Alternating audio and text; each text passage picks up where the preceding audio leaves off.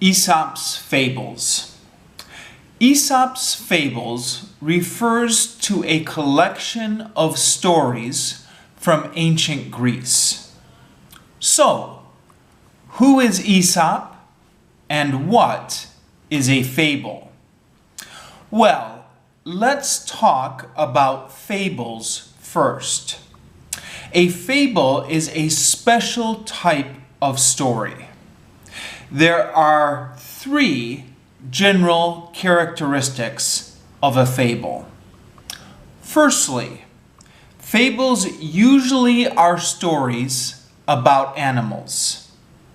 In fables, the animals can talk and can think just like humans. Secondly, fables are usually very short stories. Most fables are only 2 or 3 paragraphs long. And thirdly, fables usually teach us something about how to live our lives. Most fables have a moral at the end. The moral tells us what the story means and what we can learn from it. When you read the moral of a fable, it's important to remember that you don't have to agree with it. Many people have different opinions, and also modern people think differently than ancient people. So, you must think about the moral carefully before you decide whether you agree or disagree with it. Sometimes you will agree with the moral, and sometimes you will disagree with it. Next, who was Aesop? According to legend, Aesop was the person who created all of these fables. Why do I say according to legend? Because no one is sure whether Aesop was a real person or not. Some people think that the fables were created by many different authors and were collected together over time into one book. And they think that Aesop was just a name given to this collection of stories. Like Mother Goose is to English nursery rhymes, or Scheherazade is to Arabian Nights. If you don't know Mother Goose or Scheherazade, you can look them up. They were both believed to be famous storytellers, but they were not real people. However, other people believe that Aesop was a real person. And maybe he was. We can never know for sure. According to the legend, Aesop was born in ancient Greece in 620 BC. BC stands for before Christ.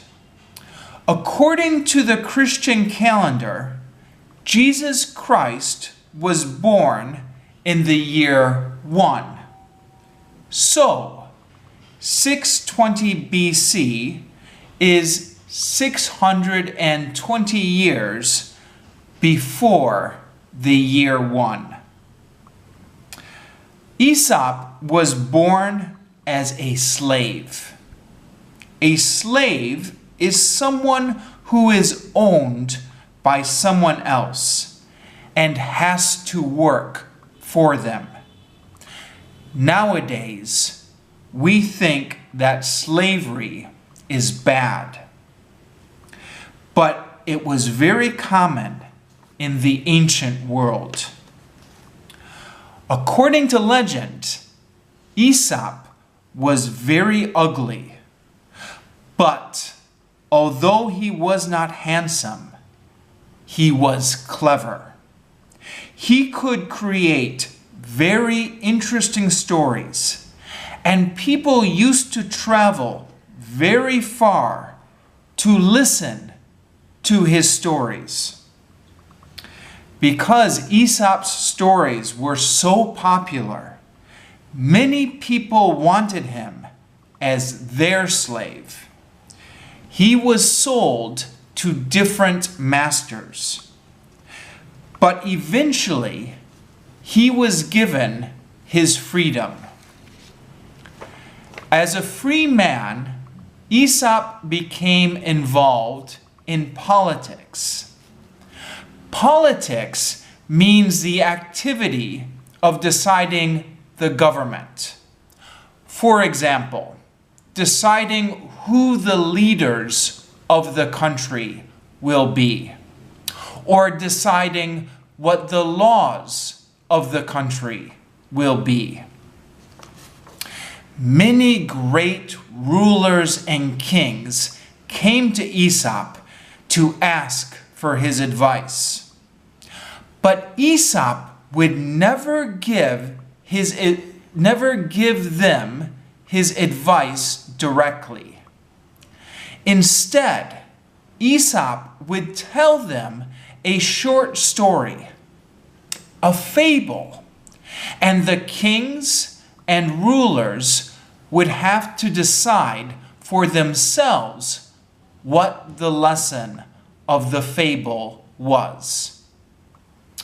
However, one day in the Greek town of Delphi, Aesop was asked for his advice, and he told a fable that made the people very angry.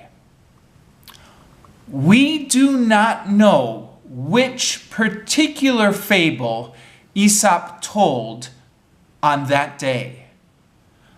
But whatever it was, the people of the town got so angry that they killed Aesop. And so, the life of Aesop came to an end. But the people of Greece still remembered his fables.